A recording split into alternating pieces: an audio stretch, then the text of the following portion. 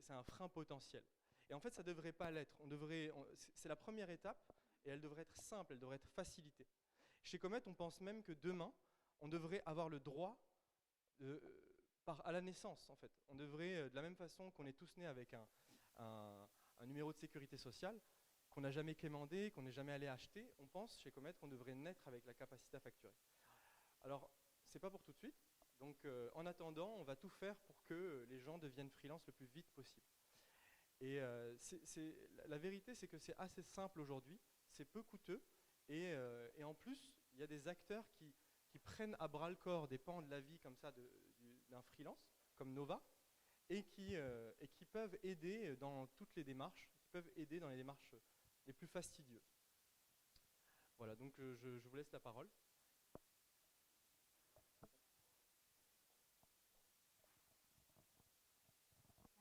Merci Mehdi. Du coup, donc pour revenir très simplement sur qui on est, pourquoi on est là. Donc je m'appelle Lorraine, voici Laurent. On vient d'un cabinet d'expertise comptable qui s'appelle Nova Expertise, qui est basé rue Aubert, donc dans le quartier d'Opéra à Paris, et qui accompagne spécifiquement des freelances en région parisienne. C'est-à-dire que tous nos clients sont des freelances, donc au sens très large, toutes spécialités confondues, mais en tout cas des personnes qui font de la prestation de services et qui facturent seules. On va passer un petit peu sur le contenu directement, et puis on présentera vraiment, on aura une courte page de réclame vraiment tout à la fin sur notre mode de fonctionnement, mais on va passer directement sur le contenu.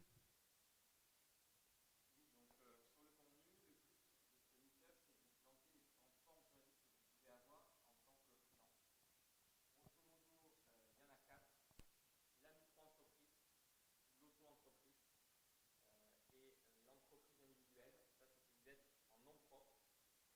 Après il y a les formes de société, donc le URL ou la SARL et la SASU ou la SAS. Donc il ne peut pas y avoir de confusion possible entre SASU, SAS et URL SARL.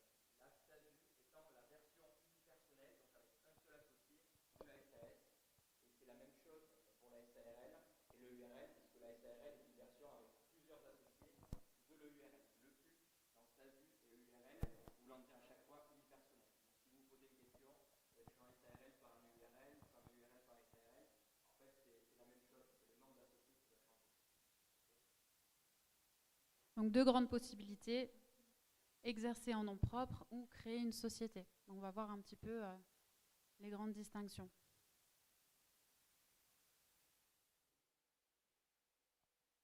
D'abord, juste pour rappeler un petit peu ce qui va être déterminant dans le choix du statut.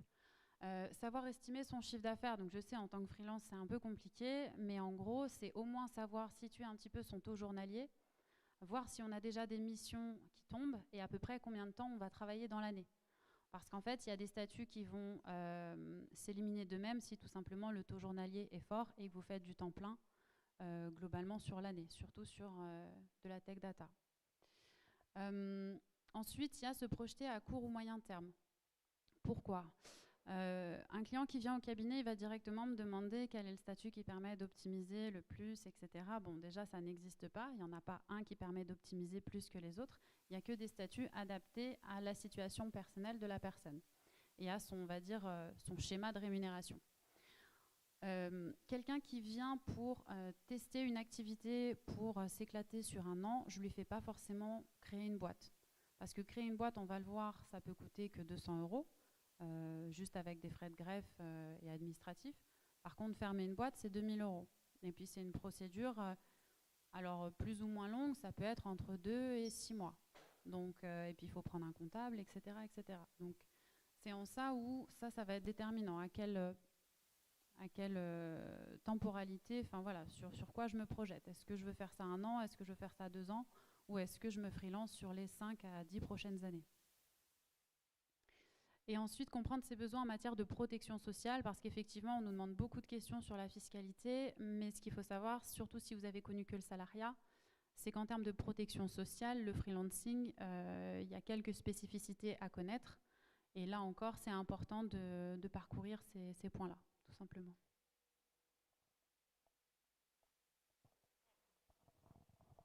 Donc voilà, durant la présentation, on verra micro-entreprise, la grande sœur qui est l'entreprise individuelle. Donc c'est le statut dans lequel vous basculez si vous dépassez les seuils 2 années successivement de micro-entreprise. Et ensuite, la société avec les 2 grandes formes, EURL, SARL et SASU, SAS. Donc la micro-entreprise, c'est en fait une forme ultra simplifiée d'entreprise. La simplification va se retrouver dans un premier temps sur le plan administratif. Tout simplement, dès la création, ça se fait en ligne, c'est totalement gratuit. Pour la fermeture de votre statut de micro-entrepreneur, c'est la même chose, c'est en ligne et c'est gratuit. Donc ne vous faites pas avoir, entre guillemets, si vous avez des sites internet qui vous demandent de payer pour la création de votre statut de micro-entrepreneur, fermez le lien, quoi. Mais pour pouvoir bénéficier de la simplicité que va vous apporter la micro-entreprise, il faut ne pas dépasser un certain seuil de chiffre d'affaires. Ce seuil de chiffre d'affaires à ne pas dépasser pour de la prestation de service est de 70 000 euros. Et oui, attention, ce seuil est proratisé si vous créez votre micro-entreprise en cours d'année. Donc par exemple, je crée ma micro-entreprise au 1er juillet, il faut ramener le seuil de 70 000 sur une moitié d'année. Donc ça ne va pas être 70 000, mais 35 000. Et ensuite, la deuxième année, vous êtes sur une activité de 12 mois, donc le seuil sera effectivement de 70 000. Oui.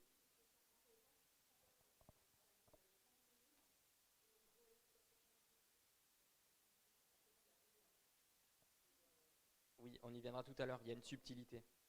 En fait, quand vous êtes micro-entrepreneur, vous êtes non assujetti à TVA, donc vous n'allez pas facturer avec de la TVA. Et vous allez être assujetti si vous dépassez le seuil de 33 200 euros. Bon, on y vient tout à l'heure. Donc, simplification sur le plan administratif à la création de votre statut. La simplification va se retrouver aussi sur le régime fiscal et le régime social qui va vous être appliqué. Vous avez un régime fiscal qui s'appelle le régime microfiscal et qui permet d'avoir un abattement de 34% à l'impôt sur le revenu sur le chiffre d'affaires que vous allez générer. Donc imaginons, vous réalisez 10 000 euros de chiffre d'affaires, vous n'allez pas être imposé sur 10 000, mais sur 10 000 moins 34%, donc sur 6 600. Et les 6 600 euros vont subir le barème progressif de l'impôt sur le revenu. Ça, c'est ce qu'on appelle le régime microfiscal. Socialement, vous allez avoir un taux de charge sociale réduit. Ce taux est à 22% du chiffre d'affaires. Alors, il y a une subtilité si vous êtes dans les clous pour demander l'ACRE. Donc l'ACRE, ça se demande à la création de votre statut. Généralement, il faut être demandeur d'emploi indemnisé ou indemnisable. Après, il y a d'autres critères possibles, notamment liés à l'âge. Et donc, si vous avez l'ACRE, vous pouvez avoir un taux réduit sur les 3 premières années. Donc, on les voit ici. Première année, 5,3. Deuxième année, 11,3. Troisième, 16,9. Donc voilà pour vous définir sur le plan fiscal et social ce qui se passe quand on est micro-entrepreneur.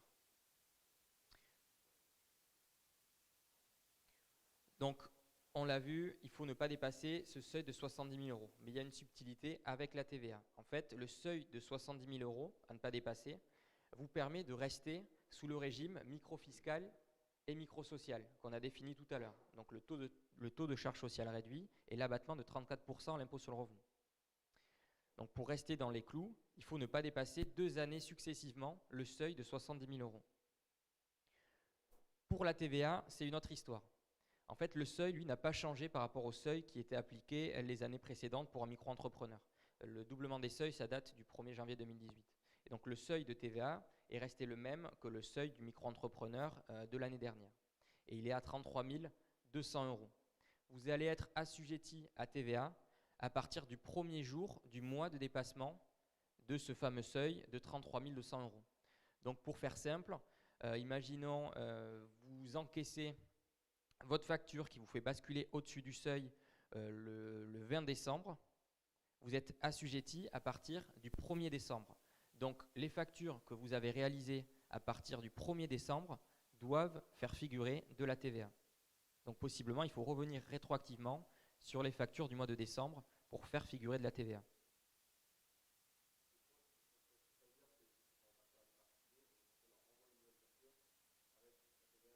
Exactement. En effet, ouais. C'est le mot. Et après, de façon assez concrète, quand vous êtes assujetti à TVA, il vous faut récupérer un numéro de TVA intracommunautaire auprès des impôts.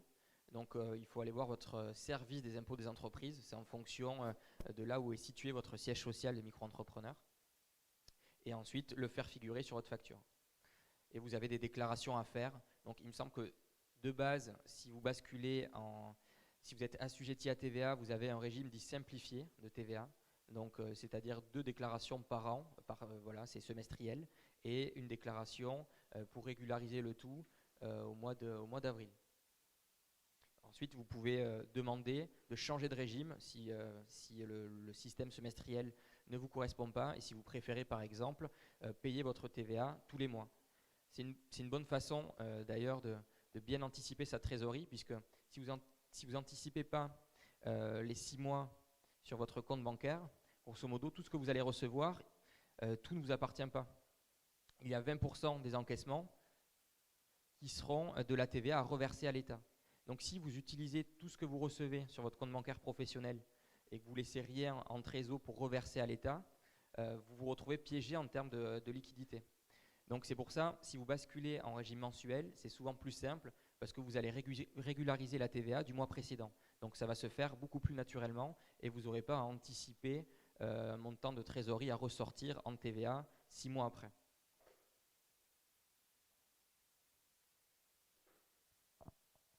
Sur la micro-entreprise, donc on a vu le seuil, il est passé à 70 000, il a quasiment plus que doublé. Par contre, le seuil des TVA est resté le même. Tout simplement, ils ne souhaitaient pas que sur le marché, des micro-entrepreneurs soient plus compétitifs auprès des particuliers que des sociétés. Parce que ça aurait voulu dire, si on augmentait le seuil si les micro-entrepreneurs ne facturaient pas la TVA tout simplement à des particuliers, ça aurait voulu dire qu'ils auraient été 20% moins chers qu'une boîte aujourd'hui. Donc c'était simplement ça l'idée, c'est on garde le même seuil de TVA et par contre on double pour plus de flexibilité. Et parce qu'en fait, le scénario un petit peu qui était gênant les années passées, c'était on avait des gens qui se laissaient à 33 000 € pour justement qui n'essayaient pas de dépasser parce qu'ils voulaient garder ce statut et qui tout simplement refusaient des missions. Ou alors des gens qui dépassaient un petit peu ce seuil-là pour atteindre les 40 000, donc ils perdaient le statut de la micro-entreprise. L'entreprise individuelle, parfois, n'était pas fait pour eux, et du coup, ils se retrouvaient à devoir créer une société. Et à 40 000 pour créer une société, c'était encore, on n'est pas très à l'aise. Donc c'est pour ça que ce statut-là devient un vrai statut à part entière, qui était avant pour une phase de test, et qui maintenant devient un statut sur lequel on peut rester des années. Et en soi, comme il faut doubler les seuils 2 années consécutives de suite, ça veut dire qu'en l'état, je pourrais, alors j'exagère à peine, je fais 500 000 un an, je fais 60 000 l'année prochaine, je suis micro-entrepreneur, tout va bien. Mais bon, j'imagine que là, on me contacterait pour savoir un petit peu ce qui s'est passé. Donc pour bouger un petit peu sur l'entreprise individuelle. On l'a vu, tout était calculé sur la base du chiffre d'affaires lorsque j'étais en micro-entreprise, en auto-entreprise. La base de mon chiffre d'affaires, c'est la base de tout. Et ensuite, il n'y avait pas de frais réellement déductibles puisque c'était ce forfait de 34% qui venait s'appliquer au moment de l'impôt sur le revenu. On va voir que dans l'entreprise individuelle, c'est complètement différent. Là, j'exerce toujours en nom propre. Je n'ai pas de société créée. Donc c'est toujours moi qui suis responsable sur mon activité. Je reste travailleurs non salariés, donc au régime des indépendants, à la sécurité sociale des indépendants, qui est le nouveau RSI. Les cotisations se basent sur le bénéfice. Donc là, le bénéfice en entreprise individuelle est la base de tout, des cotisations sociales et du fiscal. Donc on monte à 40% de cotisations, mais cette fois sur la base de bénéfices.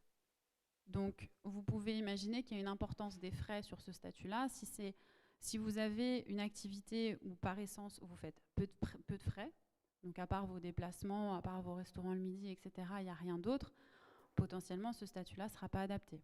Tout simplement pourquoi? Vous allez augmenter votre chiffre d'affaires, vos frais vont plafonner, vous allez augmenter votre bénéfice, augmenter vos cotisations sociales, augmenter votre IR, votre impôt sur le revenu, pardon. Fiscalement, ce qui se passe, donc il n'y a pas de notion de rémunération. En gros, votre rémunération en auto-entreprise, c'était le chiffre d'affaires. Là, votre rémunération en entreprise individuelle, c'est le bénéfice. Donc, tout simplement, vous allez reporter à l'impôt sur le revenu ce bénéfice. Et après, c'est le barème classique qui s'applique. Est-ce que ça va sur l'entreprise individuelle? Ah, petite subtilité, et c'était là aussi où il y avait un gros problème lorsqu'on était auto-entrepreneur et qu'on basculait sur ce régime-là sans le savoir rétroactivement. C'était un peu ce qui se passait les années précédentes lorsqu'on franchissait les seuils.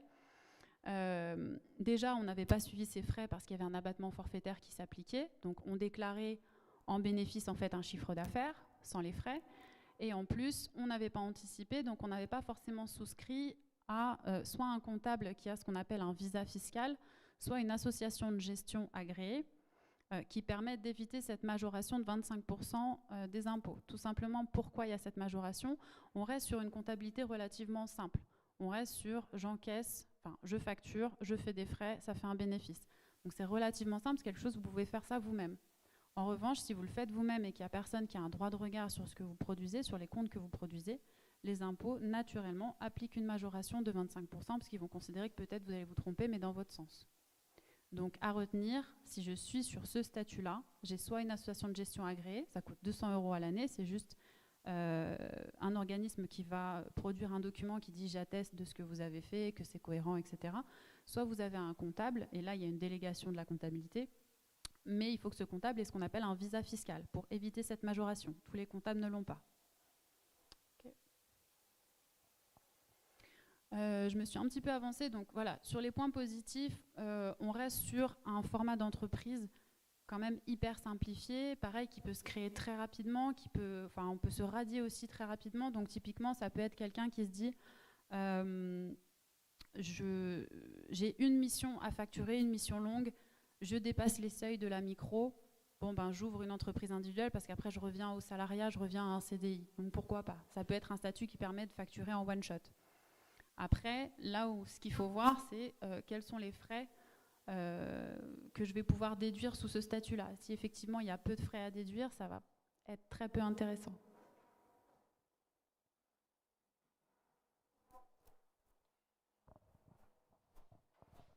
Oui, peut-être petite précision sur le plan juridique, en entreprise individuelle comme en micro-entreprise, vous êtes en personne physique. Donc il n'y a pas de séparation entre vous et votre entreprise, ce qui fait que vous êtes indéfiniment responsable vis-à-vis des tiers en cas de dette. Donc on peut vous saisir vos biens personnels, même si votre domicile principal n'est pas saisissable. Ok.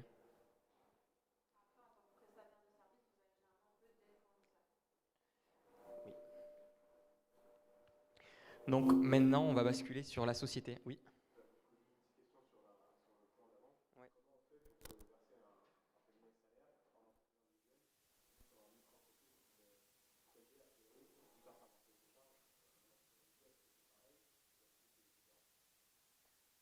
En fait, vous pouvez directement prendre de votre compte professionnel sur lequel atterrit votre chiffre d'affaires l'argent et le mettre sur votre compte personnel. Simplement, vous payez des cotisations sociales sur la base du bénéfice. Voilà. Et donc, il faut faire attention pour qu'il y ait assez de trésor afin de payer les 40% de charges sociales sur le bénéfice. Après, l'argent qui tombe, il est à vous. Il n'y a pas de séparation entre vous et votre entreprise. Alors qu'on le verra sur la société, il y a une vraie séparation entre la personne morale et la personne physique. Donc là, s'il y a transfert d'argent, c'est de la rémunération et il y a des cotisations sociales à payer sur la rémunération.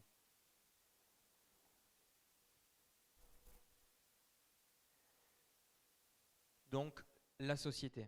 D'abord, on va faire le distinguo entre l'entreprise et la société. Donc, dans entreprise, on va retrouver ce qu'on a vu précédemment, l'entreprise individuelle et l'auto-entreprise ou micro-entreprise. Donc juridiquement, je suis en personne physique, on vient de le dire.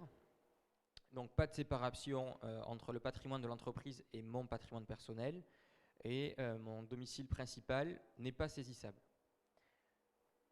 Ensuite, sur le plan fiscal, vous êtes imposé à l'impôt sur le revenu. Donc on l'a vu là aussi sur les présentations des deux statuts précédents.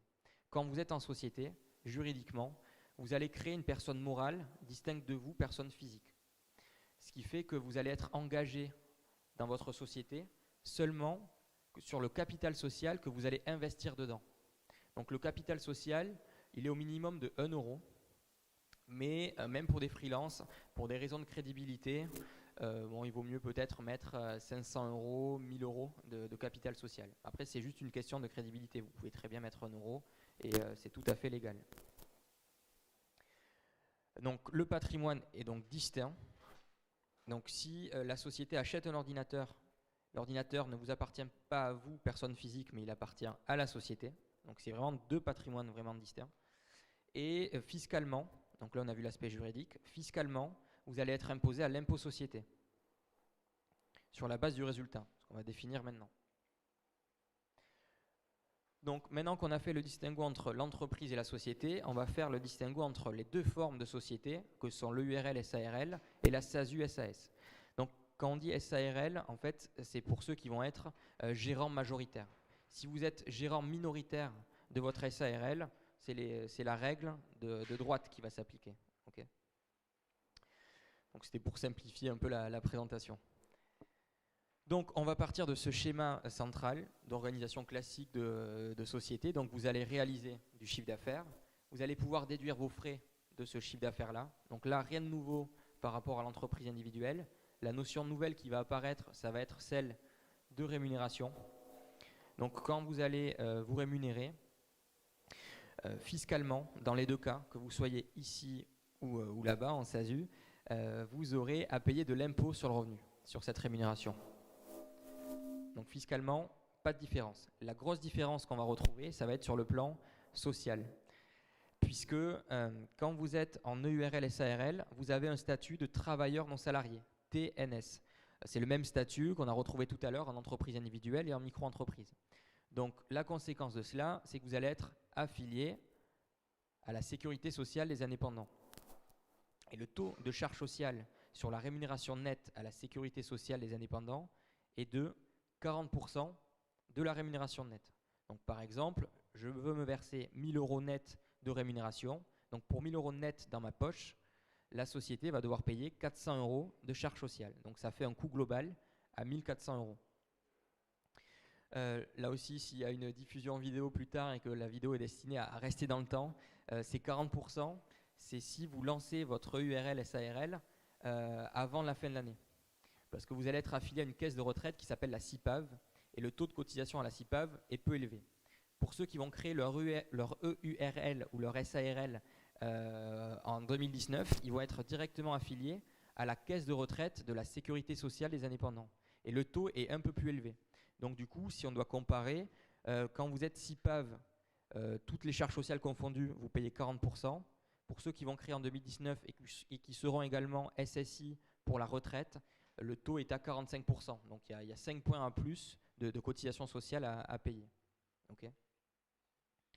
Et ceux qui décident de créer là en fin d'année auront le choix soit de rester à la CIPAV, soit de basculer sur la caisse de retraite de la sécurité sociale des indépendants. Donc voilà, ici c'est quand on est TNS. Quand vous êtes en SASU ou en SAS, vous avez un statut tout autre. Vous êtes assimilé salarié. Donc vous avez un statut dans la continuité de votre statut de salarié. Vous aurez la même protection sociale puisque vous allez être au régime général de la Sécu et cotiser à la retraite des cadres. Donc c'est une super couverture sociale.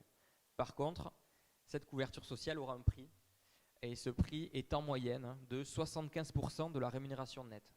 Donc si on doit reprendre l'exemple de tout à l'heure, pour 1 000 € net dans ma poche, 750 € de charge sociale à payer. Donc coût global, 1 750.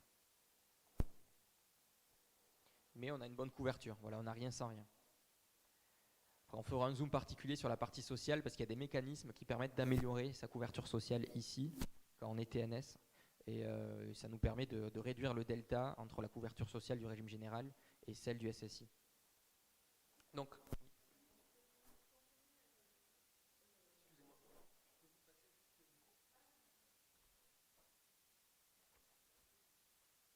la question c'est, et quand on est micro-entrepreneur, on est à la CIPAV ou on est à autre chose? Oui, alors ça a changé. Je crois que vous êtes toujours à la CIPAV en 2018.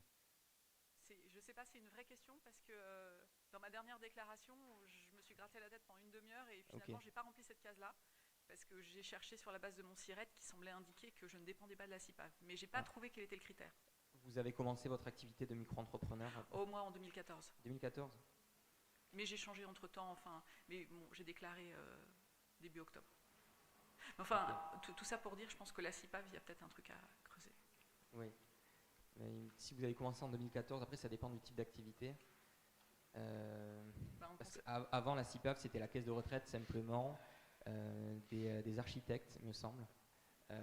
et ça a basculé sur le régime de tous les indépendants. Alors, je ne sais pas si c'était avant ou après 2014. Donc, ça vous dit quelque chose? Vous avez déjà reçu des appels de cotisation CIPAV? Non, jamais. Non, jamais. Mais moi, j'ai cherché sur la base de mon SIRET, qui est du Conseil aux entreprises, et les informations que j'ai trouvées avaient l'air d'indiquer que, du coup, tout le monde ne dépendait pas de la CIPAV. Mais... Oui, parce que la règle a changé, je crois, pour les micro-entrepreneurs. Les micro-entrepreneurs qui ont créé leur micro-entreprise aujourd'hui, il me semble, sont affiliés au SSI et pas à la CIPAV.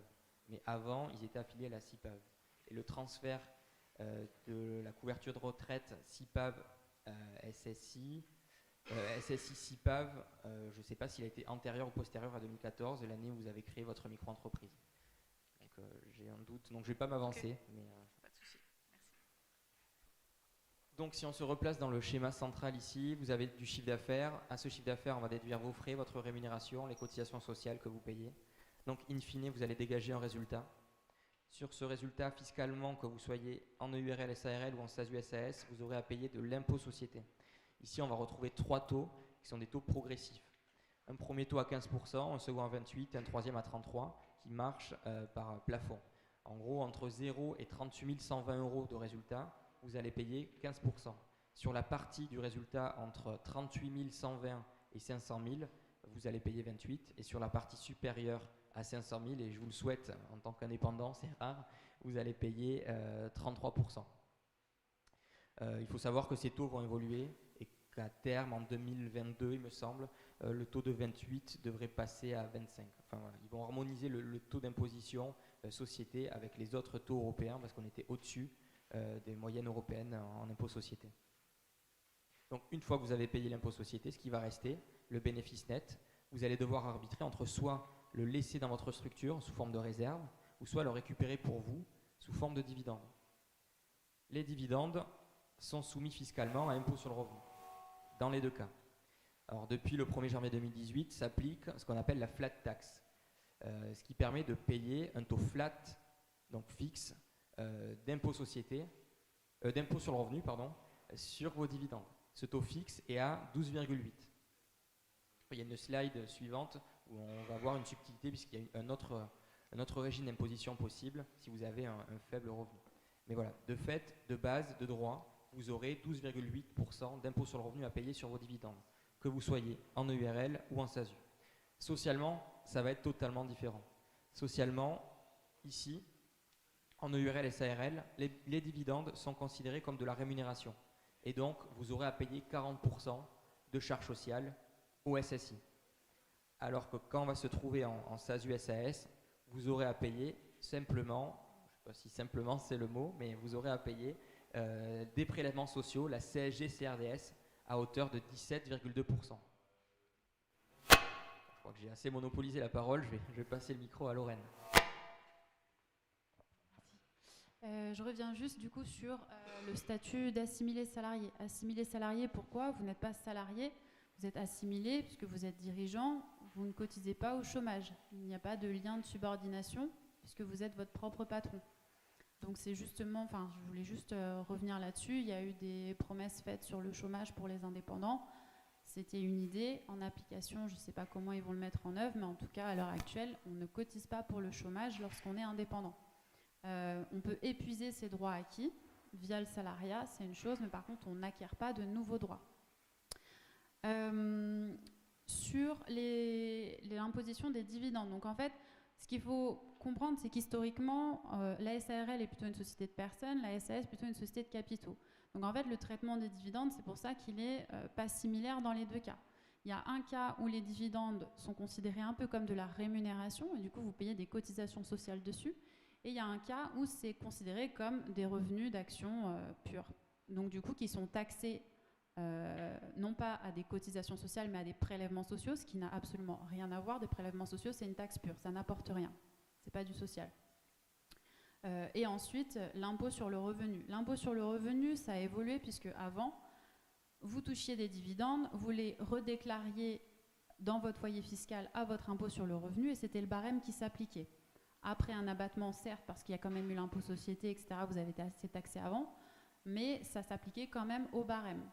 en fonction des autres revenus que vous aviez dans votre foyer fiscal. Aujourd'hui, et c'est quand même une différence notable, peu importe l'état de votre foyer fiscal, peu importe que vous ayez du foncier, du salaire, des indemnités Pôle emploi ou que sais-je, un taux marginal d'imposition à 45% en perso, et je vous le souhaite, sur vos dividendes, vous serez imposé à l'impôt sur le revenu maximum à 12,8. Donc c'est relativement compétitif et ça intéresse relativement des investisseurs de se dire mes revenus d'action maintenant sont complètement détachés de mon imposition personnelle. C'est une imposition fixe. Est-ce que ça va? Le précédent?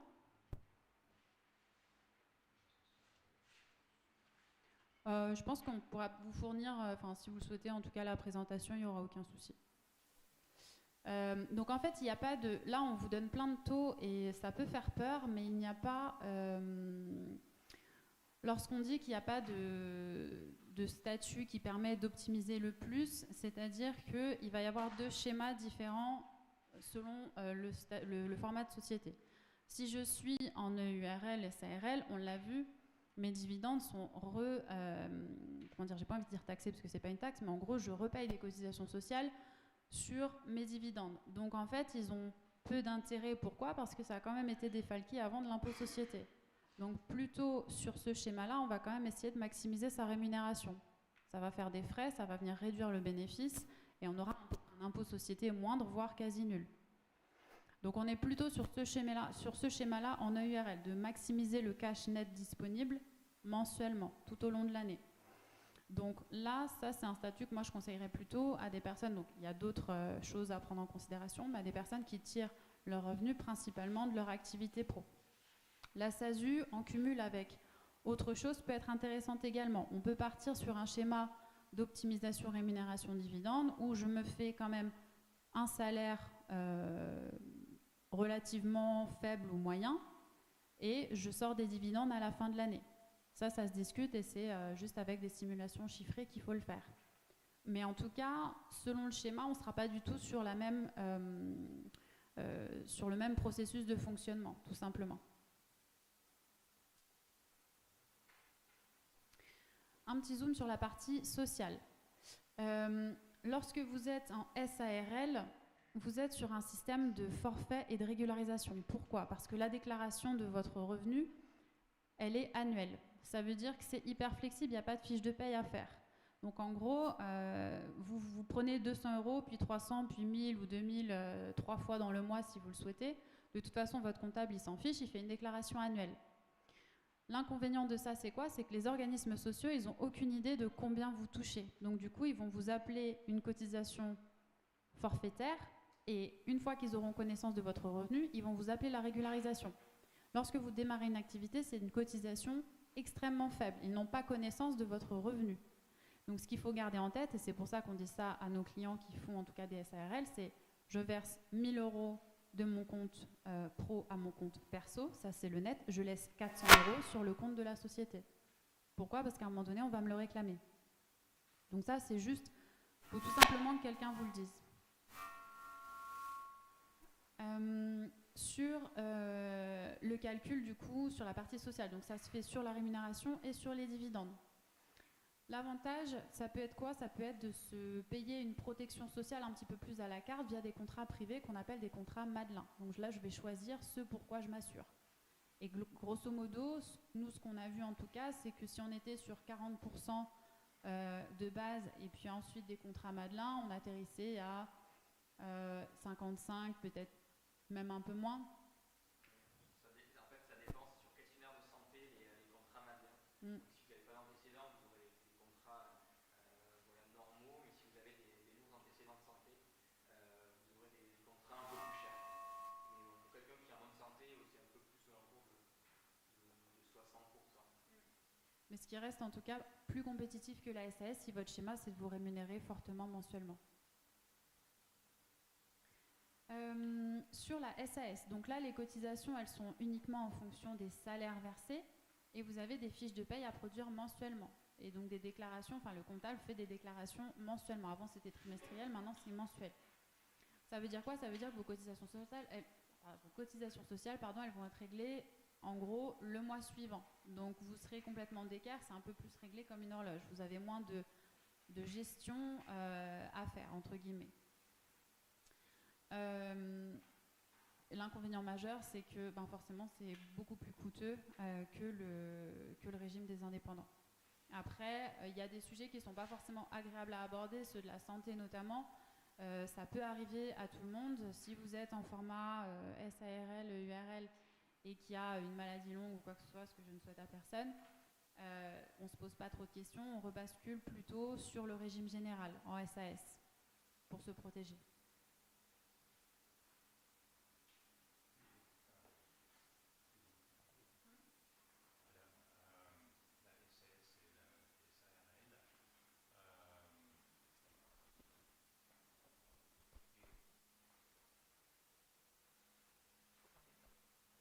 Une bonne base pour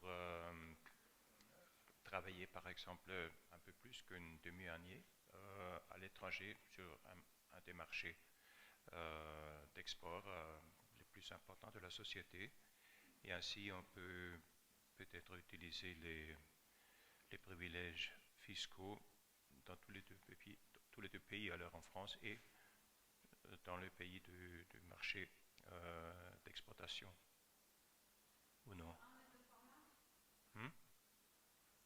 Alors je me souviens qu'il y avait quelque chose, par exemple si on a travaillé 2 ou 3 ans dans un autre pays européen et puis on reçoit une indemnité, alors un paiement en cas de licenciement, surtout en cas de congé de maternité, des choses comme ça. Après plusieurs, par exemple 10 ans d'emploiement, on peut utiliser les deux privilèges fiscaux dans tous les deux pays en faisant comme ça qu'on se laisse payer une partie en France et l'autre partie dans l'autre pays européen. Et comme ça, on commence chaque fois à zéro et on a à chaque fois les privilèges fiscaux dans tous les deux pays.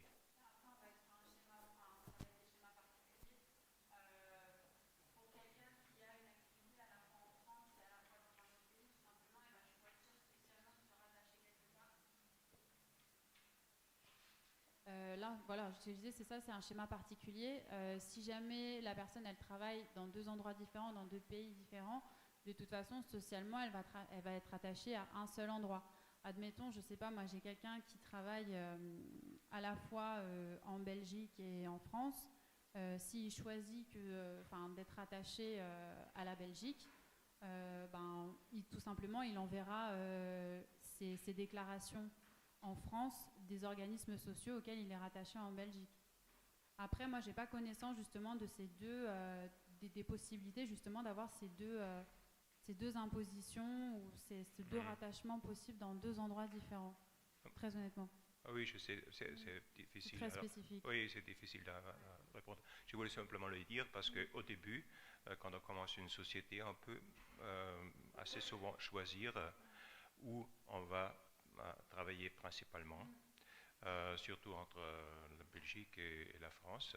Et puis on peut partager, hein, je le crois. Alors, je ne suis pas expert Là, après, comptable. nous, typiquement, on demanderait des conseils plutôt à un avocat ou un fiscaliste, mais vraiment quelqu'un qui ne fait pas juste de la compta, mais vraiment un conseil très personnalisé, pour le coup.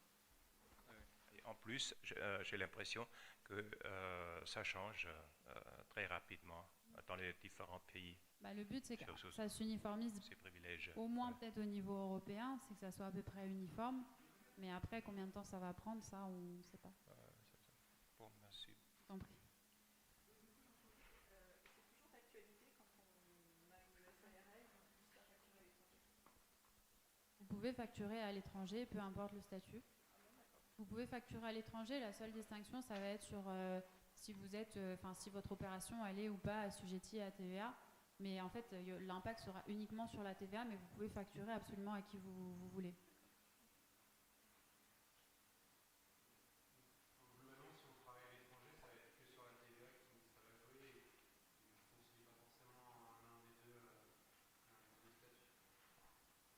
Non, ça ne sera pas déterminant sur le statut, parce que c'est vraiment sur la TVA que va se faire la différence. Sur le statut, encore une fois, ça va vraiment être le schéma de rémunération que vous choisissez qui, pour moi, est déterminant, ou des situations de cumul. Cumul avec le salariat, cumul avec la retraite, cumul avec le pôle emploi.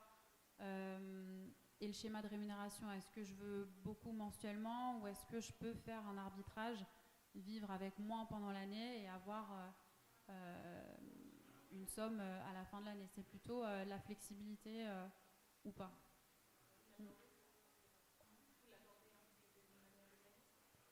On ne peut pas l'aborder de manière trop détaillée parce qu'on est pressé par le temps. On va aborder les aides du pôle emploi, ce genre de choses, mais après rien ne nous empêche de voir ça ensemble à la fin si vous le souhaitez, avec grand plaisir.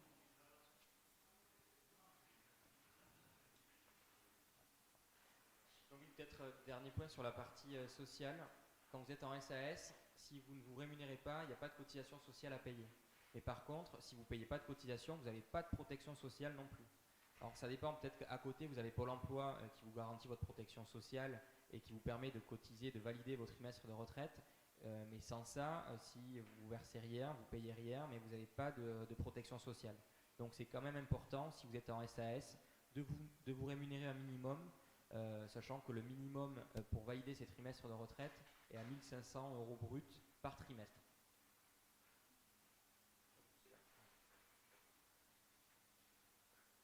Donc voilà les points positifs, les points négatifs pour faire une synthèse globale. Sur la partie sociale, quand vous êtes en EURL SARL, l'avantage c'est le faible taux de charge sociale et c'est la flexibilité qu'on va avoir, notamment sur la rémunération, puisqu'on peut se rémunérer, il n'y a pas de fiche de paye à faire tous les mois, il y a une seule déclaration en mai N+1. Le point négatif, c'est que la couverture sociale est moins bonne, même si on a vu, vous pouvez passer par des assureurs, par des contrats privés pour améliorer votre couverture sociale et ainsi vous faire une couverture à la carte. Donc c'est un moins, mais ça peut être un plus également. Dernier point, quand vous êtes en SARL ou en EURL, vous avez un minimum de cotisation sociale à payer. Même si vous n'avez pas de chiffre d'affaires, même si vous ne vous rémunérez pas, vous avez quand même un minimum de charges sociales à payer. Chose qu'on n'a pas en SASU, SAS. Donc, en SASU, SAS, les points positifs, ça va être le régime de protection sociale que vous allez avoir, puisque c'est la même protection sociale que vous avez quand vous êtes salarié cadre. Et le taux de prélèvement est plus avantageux sur les dividendes, puisqu'il n'y a pas de cotisation sociale à payer. Vous avez juste la flat tax à 30%, donc l'IR à 12,8% et les prélèvements sociaux à 17,2%. Le point négatif, voilà, on n'a rien sans rien, ça va être le fort taux de cotisation sociale à payer sur la rémunération. Donc, pour faire une synthèse globale sur les formes d'entreprise qu'on a vues, on a décidé de ne pas faire figurer la micro-entreprise parce que c'est un statut trop simple. On a plutôt essayé de comparer l'entreprise individuelle, la SARL et la SAS. Donc, le statut social que vous avez en tant qu'entrepreneur individuel ou gérant de URL ou SARL, c'est le statut de travailleur non salarié. Donc, la conséquence de cela, c'est que vous êtes affilié à la sécurité sociale des indépendants.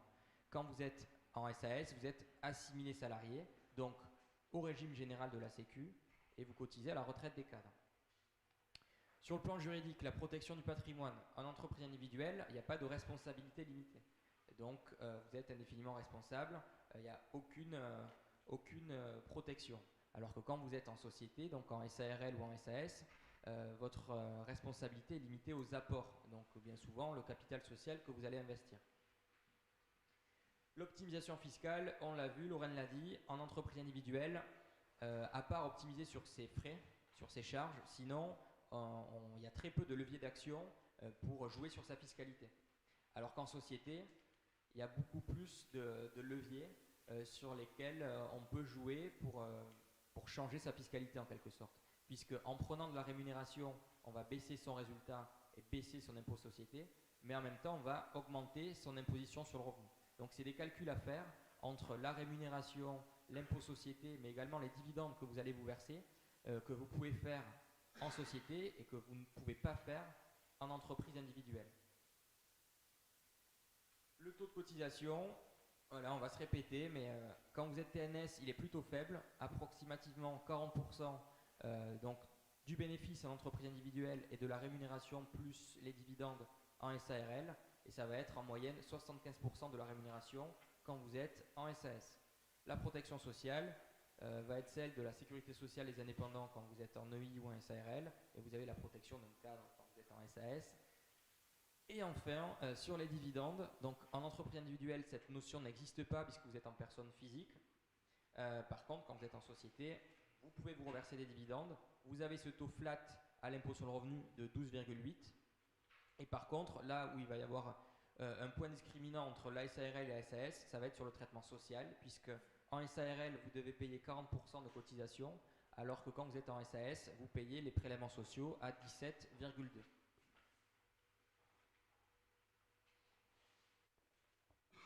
Je vais essayer d'aller très très vite parce que j'ai vu des pizzas arriver et je m'en voudrais si elles sont trop froides quand on a fini. Sur les aides du Pôle emploi, donc ils nous ont vraiment facilité les choses parce qu'ils ont mis des acronymes hyper distincts les uns des autres. Donc il y en a 3, il y a l'ACRE, l'ARCE et l'ARE. L'ACRE, c'est une exonération partielle de charges sociales. Vous savez, les taux qu'on vous a indiqués, les 22% en auto-entreprise, ça va être les 40% qu'on vous a indiqués en EURL et les 75% qu'on vous a indiqués en SAS. Globalement, lorsque j'ai l'ACRE, le taux il est à peu près divisé par 2. Sauf lorsque je suis en micro-entreprise où l'ACRE elle est sur 3 ans et c'est progressif. Okay, là, c'est simplement une division par 2 du taux de cotisation. Attention, il y a des plafonds de rémunération à ne pas dépasser pour continuer à bénéficier de l'ACRE sur 1 an. Si jamais je dépasse certains plafonds de rémunération, je perds rétroactivement les bénéfices de l'ACRE. Ça veut dire que l'URSSAF va me dire, au niveau de votre rémunération, vu comment vous vous rémunérez si bien, finalement, vous n'avez pas vraiment besoin de cette aide-là. Ils vont vous recalculer les cotisations à taux plein. Donc l'idée, c'est lorsqu'on est au Pôle emploi, qu'on a l'ACRE et qu'on se verse du salaire ou de la rémunération, on essaye de la garder. La RCE, ça va être le versement des indemnités, des droits acquis du Pôle emploi. Donc 45% de ces droits vont être versés en 2 fois, une partie à la création, une partie 6 mois plus tard. Et ensuite, il y a l'aide classique, l'aide au retour à l'emploi, qui est l'indemnisation mensuelle du Pôle emploi. C'est tout à fait cumulable avec de l'entrepreneuriat, la création d'une société, même le statut d'auto-entreprise. C'est juste que sur le statut d'auto-entreprise, étant donné que c'est ce que j'encaisse qui fait ma rémunération, ça sera un tout petit peu plus énervant au niveau des déclarations à faire au Pôle emploi, sauf si je suis complètement maître de quand mes clients me payent. Mais voilà, mais en tout cas, c'est tout à fait cumulable. Toutes les indemnités que ne vous verse pas le Pôle emploi sont repoussées dans le temps, c'est pas perdu. Donc il peut y avoir une stratégie de se dire je suis au Pôle emploi, j'ai du cash qui rentre sur la société, je me rémunère de temps en temps et je repousse mes droits dans le temps. Et au lieu d'avoir une indemnisation sur 2 ans, je peux la tirer sur 3 ans. Admettons, ça peut être une possibilité. Après, sur des profils, c'est assez rare, mais ça peut arriver, sur des profils où les missions sont quand même bien présentes, on peut avoir des personnes qui optent pour la RCE, c'est-à-dire je liquide 45% de mes droits et je me freelance complètement. Est-ce que ça va, ça ? Ça veut dire quoi, ça, liquider 45% de ses droits ? Pardon ? Ça veut dire quoi, liquider 45% de ses droits ? Ça veut dire que, admettons, en fait, lorsque vous êtes indemnisé au Pôle emploi, vous recevez un courrier qui vous dit vous avez une enveloppe de temps qui va s'étaler sur 2 ans. En gros, vous prenez cette enveloppe, vous prenez 45% et c'est le montant que vous allez pouvoir avoir en 2 fois.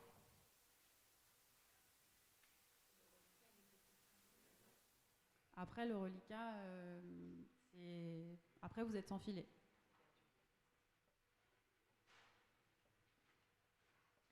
Les formalités de création. On pourrait croire que c'est compliqué. Oui ?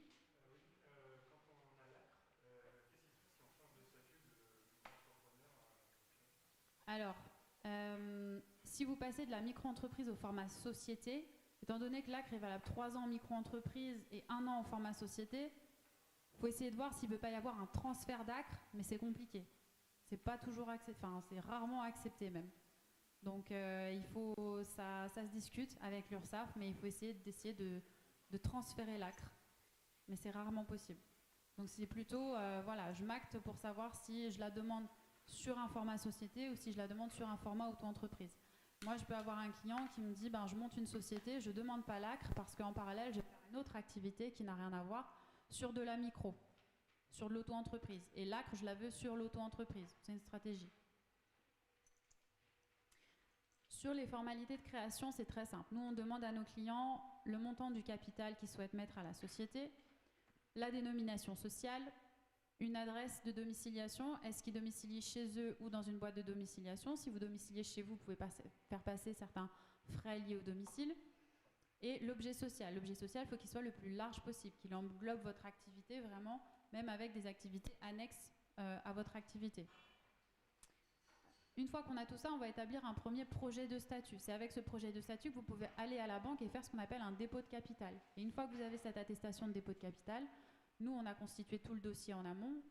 On fait partir le dossier au greffe en dématérialisé. On peut avoir un cabis. Alors, le greffe de Paris est un peu plus occupé que les autres. On va dire 48 heures et jusqu'à 4 jours, 5 jours ouvrés. Donc, c'est relativement rapide. Et on va passer vraiment très très vite sur la partie réclame. En gros, Nova, c'est un cabinet qui se positionne vraiment sur les primo-créateurs, des gens qui créent leur boîte pour la première fois. À ce titre, ils ne prennent aucun honoraire sur la partie conseil et la partie création de la société. Vous êtes reçu en rendez-vous, c'est complètement gratuit. Vous venez prendre du contenu et des renseignements et nous, on vous montre la façon dont on travaille et après, libre à vous de mettre votre comptabilité chez nous. C'est sans engagement. Donc comme c'est sans engagement, a priori, les clients qui sont chez nous le sont par satisfaction, on espère. Sur la tarification, c'est du forfait. Donc peu importe le niveau de conseil, le nombre de mails ou le nombre de rendez-vous que vous demandez au cabinet, on est sur une forfaitisation mensuelle. Et c'est quelque chose qui va englober toutes vos obligations sur l'année. L'idée étant de ne pas faire d'insatisfaction client avec un coût de comptabilité variable ou qui n'est pas cohérent pour le client. Enfin, voilà. Les seuls frais qui ne vont pas être packagés, ça va être du juridique exceptionnel, un transfert de siège, une augmentation de capital, ce genre de choses, des frais juridiques exceptionnels.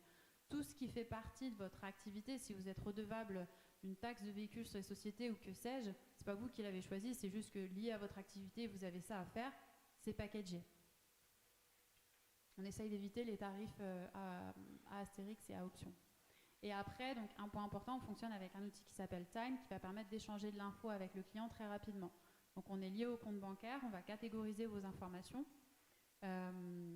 Et puis nous, après, on a un logiciel un petit peu plus soviétique en interne qui fait la compta, mais en tout cas, ça va être la partie agréable client de l'aspect gestion voilà, et transparence sur vos comptes. Tu veux rajouter quelque chose ?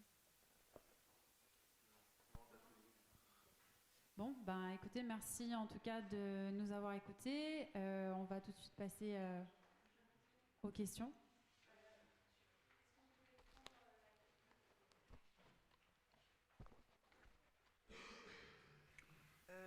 À la création du statut de micro-entrepreneur, est-ce qu'on peut indiquer 2 activités distinctes qui n'ont rien à voir ?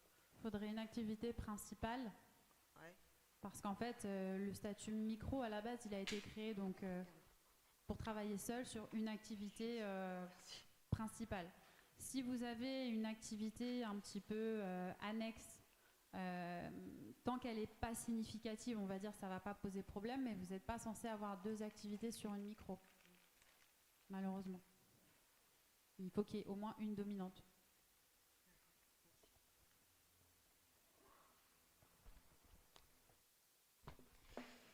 Moi j'ai une question aussi. Est-ce qu'il est possible de cumuler un statut AE, genre pour se rémunérer mensuellement et avoir les avantages du coup en termes d'imposition, et avoir un statut SASU à côté pour pouvoir mettre les charges et tout ça? Alors c'est cumuler les objectifs des si deux. j'ai juste une SASU avec mon AE, non. Et Ok. pas sur la même activité. Il faudrait faire attention à ce que ce soit 2 codes APE différents, 2 activités distinctes. Pourquoi ? Parce que dans un cas, je vais déduire la presta sur la micro et après, je vais déduire des frais forfaitaires. Donc il y a une double déduction. Malheureusement, c'est une très bonne idée, mais c'est pas possible. Okay. Ou du moins, pas vu, pas pris, mais en tout cas, c'est un peu on évite. Et du coup, il n'y a pas... Non, donc les charges, du coup, quand on est AE, on est d'accord qu'on ne peut pas les passer. Ce qui peut se passer, c'est d'avoir... de fonctionner en mode projet, d'avoir une SAS avec différents prestataires qui, on va dire, facturent à la SAS. Et il y a énormément de groupes freelance qui fonctionnent sur ce schéma-là. Mais là, on est sur on est sur plusieurs associés au sein de la SAS et puis plusieurs prestataires en tant qu'auto-entreprise après. Voilà, donc là, ça va. On n'a pas précisé, le changement de statut, c'est possible. Ça veut dire que si vous faites un choix et que vous vous rendez compte que ce n'est pas ce qui vous convient, etc., une transformation de société, c'est possible. Ça coûte un petit prix, c'est on va dire entre 1 500 € et 2 000 € selon le sens dans lequel vous le faites, selon si vous passez de URL à SASU ou l'inverse, mais en tout cas c'est tout à fait possible, il n'y a pas de choix définitif. Et après si vous êtes en micro et que vous créez une société, là ça sera autre chose, c'est je me fais radier du statut micro et après je crée vraiment la structure juridique.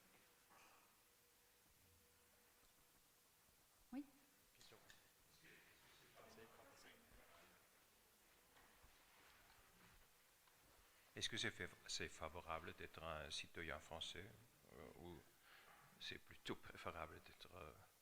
parce qu'il y a pas mal de familles déjà qui sont mixtes en Europe, dans l'Europe unie, et alors les Français aussi, ils peuvent choisir alors, de faire une naturalisation ou non, ou faire une naturalisation dans un autre pays et puis céder la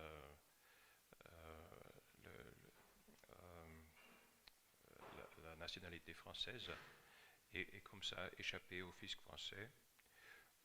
Alors on a effectivement, il peut y avoir des personnes qui vont travailler dans des pays différents. Après, généralement, c'est des personnes, si jamais elles ont un problème de santé, très rapidement elles reviennent en France. Parce que dans des autres pays, se faire indemniser sur de la santé, c'est en ça où la question elle est un peu touchy parce que je vais forcément avoir un côté un peu personnel sur la réponse. Mais pour moi, le statut français, je trouve qu'il est très bien. On va s'uniformiser sur nos confrères européens pour avoir une fiscalité qui est à peu près la même. On a des pays de l'Est qui deviennent extrêmement compétitifs sur l'aspect fiscalité.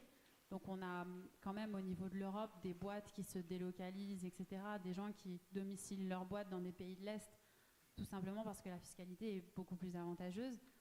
C'est quelque chose, forcément, à un moment donné, là on a vu, il y a quand même eu des changements par rapport aux années précédentes. On baisse l'impôt société, l'imposition des dividendes, elle est complètement détachée du foyer fiscal, donc mine de rien, c'est des choses qui évoluent, qui avancent, et je pense qu'à terme, alors on ne sera pas peut-être aussi compétitif que, je ne sais pas, la Lituanie ou voilà, mais en tout cas, on essaiera de s'uniformiser et de s'en approcher autant que possible. Alors, la migration est conseillée, non? Moi, dans la mesure où de toute façon, je ne pense pas qu'on puisse perdre sa nationalité française. Là, je m'avance sur un truc, je ne sais pas du tout ce que je dis, mais je ne pense pas qu'on puisse perdre sa nationalité française, donc en soi, il n'y a pas vraiment de risque à ça. Appréciation. Ah oui, c'est purement... difficile à répondre à ça.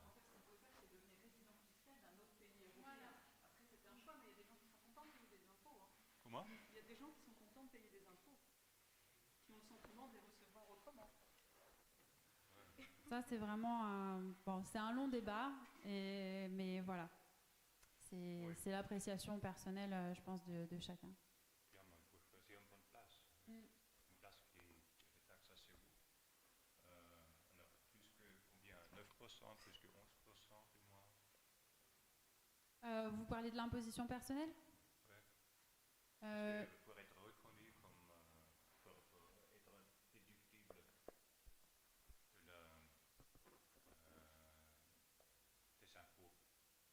de la patrie. Alors là, après, il y a plein de choses. Après, il y a de l'achat de défiscalisation, il y a le statut d'expat. Bon, il y a énormément de choses, mais tout ça, après, on n'est plus sur la question même du freelancing et on est à un autre niveau sur des personnes qui se domicilient à Naples, qui sont des digital nomades. Et bon, s'ils le font, j'imagine, c'est qu'ils ont un intérêt à le faire et je critique pas du tout. Mais là, on est sur un autre schéma et sur une appréciation vraiment strictement personnelle. Ce que je voulais savoir, c'est il y a des systèmes différents apparemment en Europe. Je n'ai pas encore étudié. Entre l'Allemagne, par exemple, l'Allemagne est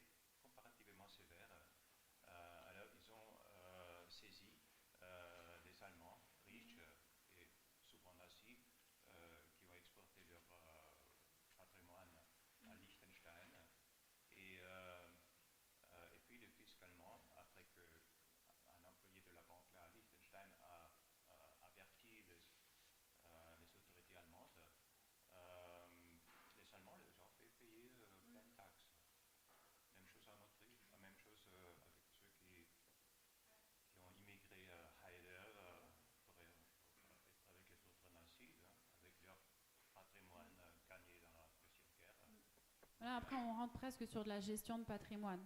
Enfin, au-delà de la gestion de patrimoine, on rentre sur de la...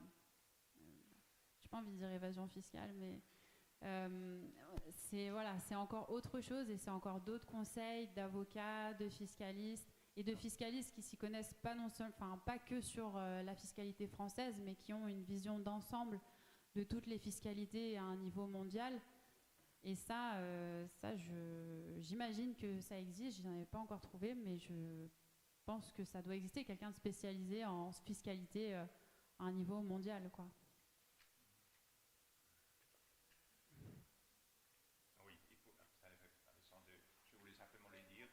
Oui, c'est possible. Je n'attends pas une réponse ici parce que c'est trop. Ouais, c'est une appréciation trop personnelle. Mais effectivement, c'est possible. Et puis choisir les pays. Et aux États-Unis, par exemple, choisir une bonne place là aussi. Hein. Oui, ça c'est complètement possible.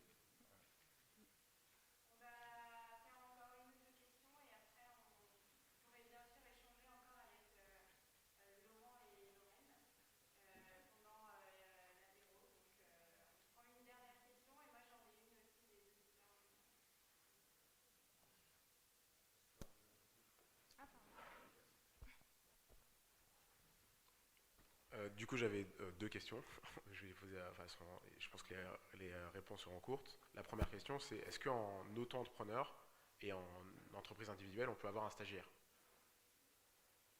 Oui, techniquement, vous pouvez avoir des salariés ou des stagiaires en entreprise individuelle et même un micro-entrepreneur. Ok. Techniquement, oui. Après, avoir des salariés en micro-entreprise, vu qu'on ne peut pas déduire ses charges. Oui, c'était plus pour les stagiaires, pas forcément salariés, mais vraiment stagiaires. Mais je veux dire, c'est possible, il n'y a aucune interdiction là-dessus. Non. Ok. Et la deuxième question, c'était au niveau des... alors j'ai oublié le mot que vous avez utilisé, mais au niveau de l'objet social de l'entreprise, est-ce qu'on peut mettre ce que l'on veut ou il y a des restrictions spécifiques? Par exemple, est-ce qu'on peut dire qu'on est développeur? Enfin, moi je suis développeur, et qu'on fait aussi, je sais pas, de la vente d'objets, de mugs, j'en sais rien. Oui, c'est possible. Ouais. Tant que ça reste légal, c'est bon. Oui, légal, mais je veux dire, même si c'est totalement différent, parce qu'au final, il y en a un qui est de la prestation de service et l'autre qui est de la vente, c'est possible? Oui, c'est possible. Ok, d'accord. Bon, bah, merci. Donc moi j'ai une question d'un des auditeurs en ligne, donc je suis plutôt ravie que même derrière leur écran ils posent aussi des questions.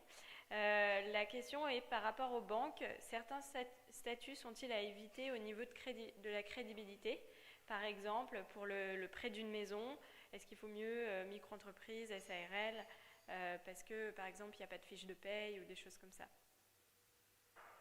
Oui, alors c'est vrai que quand on est en SAS, on peut donner comme justificatif au banquier ses fiches de paye, alors que si on est en SARL, ça va être plutôt les 3 derniers bilans. Ils vont le demander aussi en SAS, mais c'est plus simple de se justifier avec des fiches de paye qu'avec les derniers bilans. Après, bon, les mentalités des banquiers, je ne les maîtrise pas forcément en fonction des différents statuts. En effet, peut-être que si vous êtes que micro-entrepreneur et que vous avez de faibles revenus en tant que micro-entrepreneur, ça va poser problème. Mais là, c'est pas simplement le statut de micro-entrepreneur qui fait que la banque va être réticente, c'est simplement le niveau de vos revenus. Voilà. Oui, c'est surtout une question de montant de chiffre d'affaires finalement.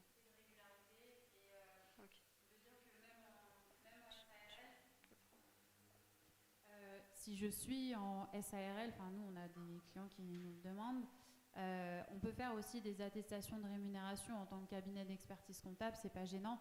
Après, ça va dépendre de la flexibilité du conseiller en face, c'est-à-dire est-ce que c'est quelqu'un qui va avoir une grille et puis qui va devoir cocher deux bilans.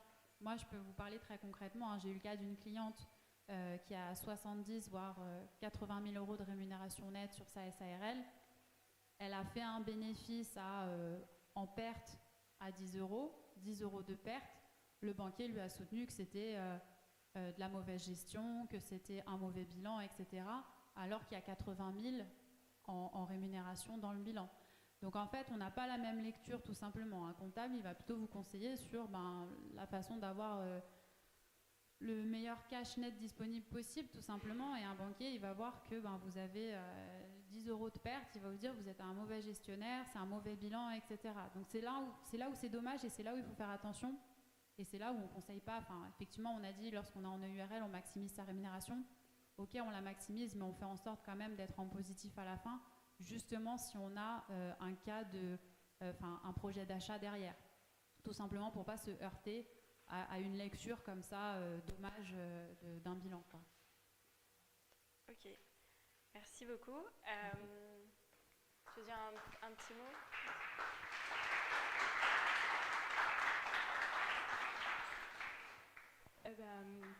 Merci beaucoup d'être venus tous les deux ce soir. J'ai l'impression que c'est un sujet très intéressant avec plein de questions. Du coup, Comet était ravi de vous accueillir ce soir. Je ne sais pas si vous avez tout à fait compris ce qu'on faisait. On est une plateforme qui met en relation des freelances spécialisés dans la tech et la data avec des clients et des projets d'innovation. Vous avez tous reçu des petits stickers en arrivant, c'est votre Break Free.